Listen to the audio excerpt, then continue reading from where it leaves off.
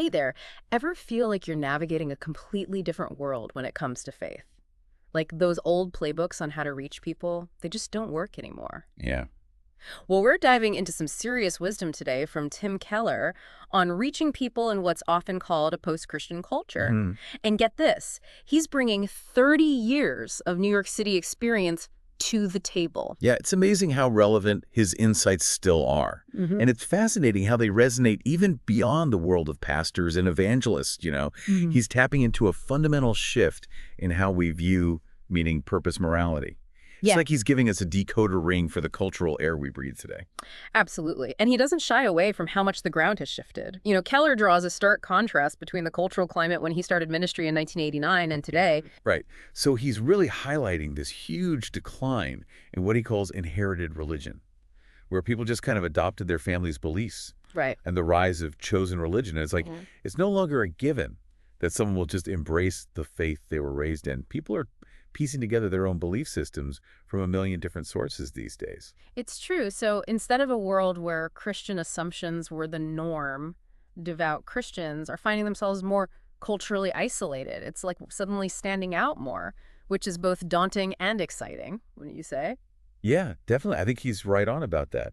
And, he uses this really powerful analogy of religious dots to kind of illustrate this shift. Okay. He says, back in the day, people generally accepted certain beliefs: God, afterlife, moral law, sin. Those were like dots already on the page. Right. Evangelism, sharing your faith, was about connecting those dots. Right. But now, it's like someone spilled the dots. We're not even starting with the same basic framework. We're not even starting on the same page half the time. Right. Right. Exactly. We almost have to have people understand the concept of a dot before we can even begin to connect them, Right. which requires a completely different approach. Oh, absolutely. It makes you realize how much we assume when we talk about faith. Totally. And this is where I think Keller's experience in New York City becomes so illuminating. Okay. He talks about this major difference in mindset between his parents' generation and when he arrived in the city. Okay. His parents' generation, Christian or not, generally believed the point of life was to be good. Mm-hmm. There was this shared emphasis on goodness and forgiveness. Yeah. But when Keller gets to New York City, he encounters a culture captivated by self-discovery and freedom. Right. Suddenly, the focus wasn't so much on being good, Yeah. but on being true to oneself. Yeah, that changes the conversation, doesn't it? It really does. Yeah. And Keller had to adapt. He actually shares this great anecdote about how he had to shift his preaching style. Yeah. Because simply talking about guilt and forgiveness wasn't resonating with people searching for their true self and freedom from external constraints. Like it just wasn't connecting. Right. It reminds me of that C.S. Lewis quote, "We are half-hearted creatures, fooling about with drink and sex and ambition when infinite joy is offered us." Oh, yeah? It's like people weren't even recognizing their own longing for something deeper. That's it. Keller recognized that he needed to address those longings, those heart-level desires, before engaging in intellectual arguments. Right. He had to make the gospel connect with people's felt needs, not just their logic. So how did he bridge that gap? Because you're right. It's like we can lay out all the arguments, but if someone's heart isn't even stirred. Right. Well, he kind of flipped the script. Yeah. He started talking about how this relentless pursuit of self-discovery, which seems so freeing on the surface, can actually lead to a different kind of enslavement. Oh, interesting. The pressure to craft and maintain a perfect self-defined identity, which is exhausting and ultimately impossible. It's like trading one set of chains for another, like you're always performing for an invisible audience. Exactly. And that's where Keller presents the Christian identity as this incredible antidote, a secure, unchanging identity that is received, not achieved, offering true freedom and belonging. So good. And it's fascinating how he points out this shift in focus even since his early days in New York. Oh, really? He says it's gone from finding yourself to creating yourself. Wow. Which, let's be honest, puts a lot of pressure on people. And that constant pressure to create and maintain this self-defined identity can be so fragile. Oh, yeah. You're constantly defending your choices, rejecting anyone who doesn't affirm your self-creation. Right. It's the opposite of belonging. Which is what most people, I think, crave deep down, even if they don't realize it. Absolutely. So it's not about imposing a list of rules or, like you said, taking away freedom. It's about offering something far more profound in identity that allows for both individuality and de-belonging. Yes. And I think that's where the Christian message, when properly understood, offers a truly compelling alternative. Yeah. It speaks to the deepest longings of the human heart, that desire for both freedom and belonging. It's like that feeling of finally finding the missing piece of a puzzle. Yes, exactly. Speaking of big picture stuff, Keller doesn't just focus on individual identity. He talks about engaging with major cultural issues, what he calls the four-dimensional gospel. Okay. He believes Christians should champion a balanced emphasis on four key areas: racial justice, care for the poor, pro-life convictions, and a traditional view of sex and marriage. He sees these as interconnected expressions of living out the gospel in the public square. Right. So important. And I'm curious to get your take on this. Isn't that a tough sell these days, especially with the political climate being so polarized? It feels like people are constantly pressured to choose sides, often on very complex issues. Yeah, it's true.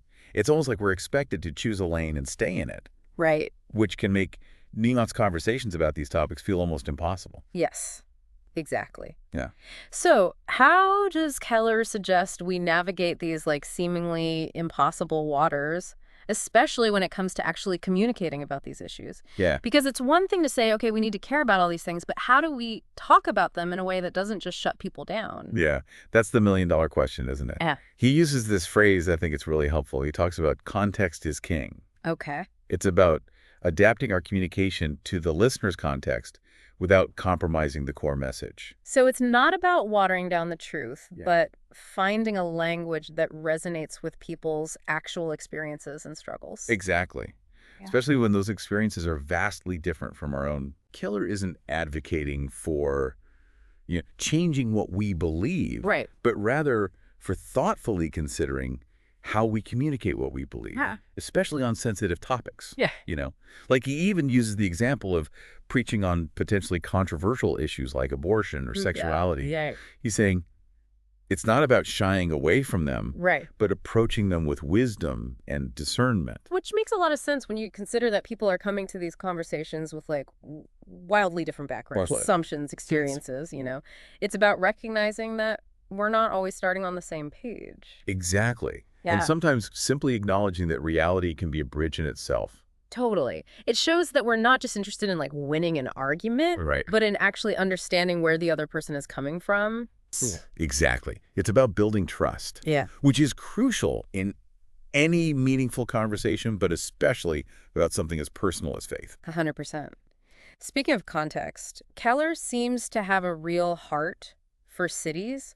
What's the significance of urban ministry in this whole conversation about reaching a post-Christian culture? Because, we often think about, maybe rural areas being more religiously affiliated. It's interesting you say that because Keller actually sees cities as these incredibly strategic mission fields. Oh, really? He argues that, cities are growing at this unprecedented rate. They're becoming more diverse, more complex. And he's saying that if the church wants to have an impact, it can't ignore these urban centers. It's like the old saying goes, if you can make it there, you can make it anywhere. Right. Exactly. Cool. But he's not just talking about planting churches. He talks about approaching city life with a ministry mindset. I love that. Yeah.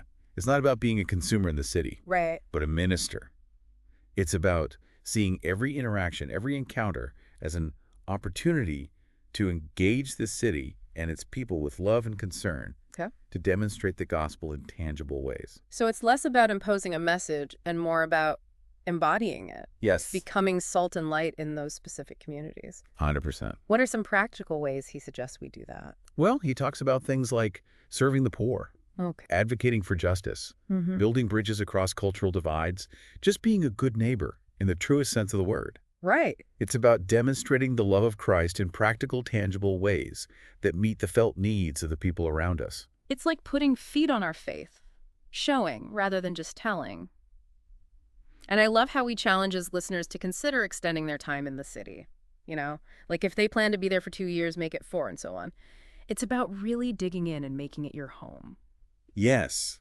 He's saying, don't just endure the city, immerse yourself in it. Fall in love with the people and the place, even with its complexities. Wow. He's pushing back against that impulse to flee the city when things get tough, Yeah. reminding us that God often draws closer to the chaos and brokenness not away from it. That's such a powerful reminder. It reminds me of the book of Jonah running from the very place God called him to. Exactly. It's Yeah. easy to fall into the trap of thinking we need to be in a comfortable, familiar place to do ministry, Right. but often it's in the midst of challenge and discomfort that we find our greatest usefulness. It's about embracing the messiness of real life, not shying away from it. Okay, so we've talked about the importance of context, especially in urban settings, but context alone isn't enough, right? We also need to be effective communicators. And Keller seems to be a big proponent of what he calls the apologetics of emotion. What does that even mean? Because we usually think of apologetics as like the logical arguments. Right. It's interesting.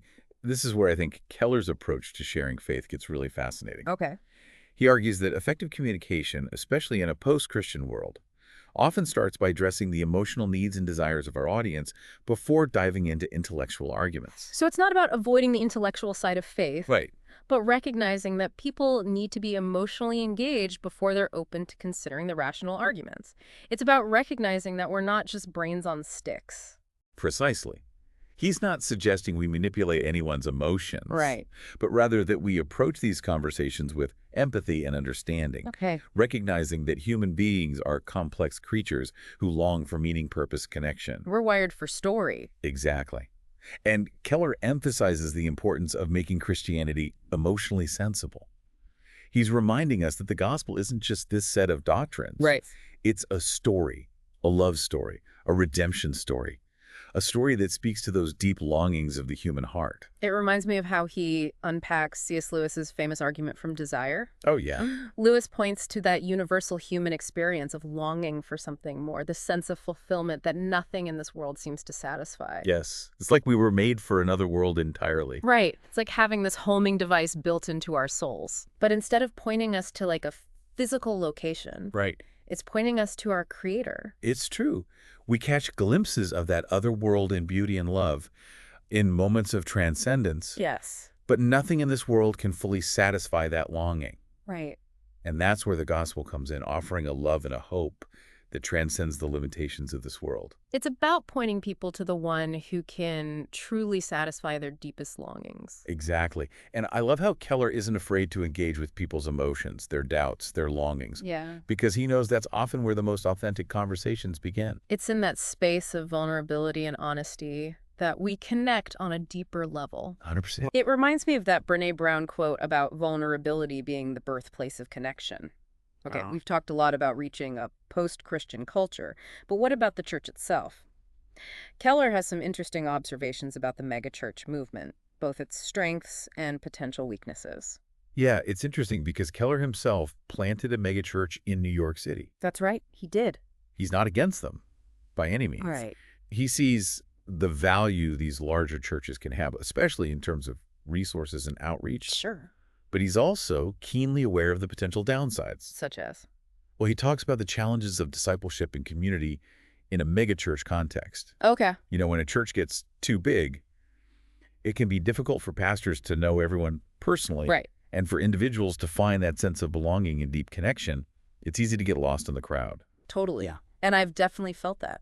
And Keller worries that this can create a consumeristic approach to church, where people come to get their needs met rather than to serve and be a part of something larger than themselves. It becomes more about what we can get out of it rather than what we can contribute. Exactly. And I think that's a valid concern, especially in a culture that's already so individualistic and consumer-driven. Totally. You know, Keller worries that without that sense of belonging and shared purpose, people can end up feeling unseen and untethered, even in a room full of people. It's like that saying lonely in a crowd. Exactly. So what's the alternative? Right, because we don't want to throw the baby out with the bathwater.